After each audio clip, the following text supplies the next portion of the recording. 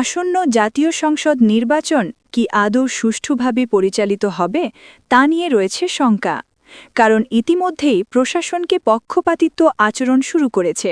এর প্রমাণ বলা যেতে পারে জামায়াতের হেভিওয়েট নেতাদের মনোনয়ন বাতিল। গত শুক্রবার জামায়াতের মনোনয়ন হারান কক্সবাজারের বাগক্ষেত হামিদুর রহমান আজাদ, যিনি হাসিনার আমলেও এমপি ছিলেন। গাইবান্ধা সুন্দরগঞ্জের মাটি ও মানুষের নেতা অধ্যাপক মাজিদুর রহমান, যিনি নিশ্চিত সেখানে পাশ করতেন। কুমিল্লা মুরাদনগরের জনপ্রিয় নেতা ইউসুফ সোহেল। কুড়িগ্রামের মাহবুবুর রহমান সালেহী।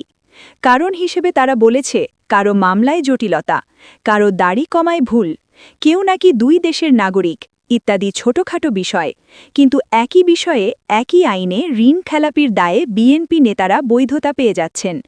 প্রশাসনের একটি দলের জন্য 0 টলারেন্স, অন্য একটি দলের জন্য 10 টলারেন্স বিষয়টি ভাবিয়ে তুলছে নির্বাচন আদৌ সুষ্ঠু হবে কিনা। তবে জামাত নেতাদের নীরবতা, জোট নিয়ে যোগাখিচুড়ি ও অন্তর্বর্তীকালীন সরকারের কী প্ল্যান তা নিয়ে আলোচনা করব। গাইবান্ধা 1 সুন্দরগঞ্জ আসন, এটি জামাতের ঘাঁটি। এখানে জামাত বহুবার জিতেছে।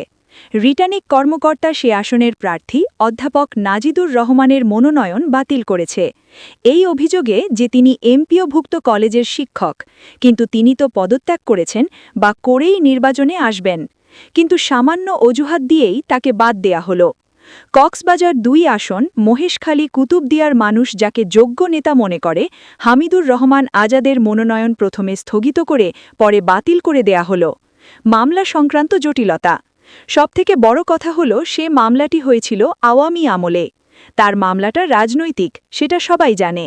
হামিদুর রহমান আজাদ এতটা জনপ্রিয়, সারা দেশে জামাত 2টি আসন পেয়েছিল, তার মধ্যে একজন হামিদুর রহমান আজাদ।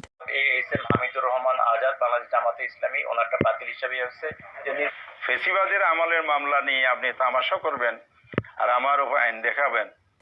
কুমিল্লা 2 মুরাদনগরের প্রার্থী ইউসুফ সোহেল, তার হলফনামায় তথ্য অপূর্ণ থাকায় তার মনোনয়ন বাতিল করা হয়েছে, যিনি এখানে উপজেলা ভাইস চেয়ারম্যান এবং জেতার মতো সক্ষমতা ও তুমুল জনপ্রিয়তা আছে। কুড়িগ্রাম 3 আসনের প্রার্থী সালেহীর মনোনয়ন বাতিল হয়েছে দ্বৈত নাগরিকের অভিযোগে। কিন্তু অন্যদিকে আমরা দেখতে পাই কুমিল্লা 4 আসনে বিএনপি মনোনীত প্রার্থী মঞ্জুরুল আহসান মুন্সির বিরুদ্ধে গুরুতর ঋণ খেলাপির দায় রয়েছে, কিন্তু তার মনোনয়ন বাতিল করলে 10 মিনিটের মধ্যে তার মনোনয়ন গ্রহণযোগ্য পায়। তবে বিষয়টি নিয়ে অভিযোগ করেছেন সেখানকার এমসিপি প্রার্থী হাসনাত আবদুল্লাহ। তিনি বলেন, নির্বাচন আদৌ সুষ্ঠু হবে কিনা তা নিয়ে প্রশ্ন তোলেন। তিনি বলেন, নির্বাচনকালীন প্রশাসন কতটা নিরপেক্ষ থাকবে তা নিয়ে প্রশ্ন থেকেই যায়। এই মঞ্জুরুল আহসান মুন্সি বিভিন্ন সময় বিভিন্ন প্রতিষ্ঠান থেকে ঋণ নিয়ে পরিশোধ করেননি এবং তিনি তার নির্বাচনে হলফনামায় গোপন করেছেন। আইন অনুযায়ী ব্যক্তিগত কোনো তথ্য গোপন করলে তার প্রার্থিতা বাতিল বলে গণ্য হবে, কিন্তু তার বেলায় রিটার্নিং কর্মকর্তারা উদারতা দেখিয়েছেন এবং জামাতের বেলায় 0 টলারেন্স নীতি অটুট রেখেছেন।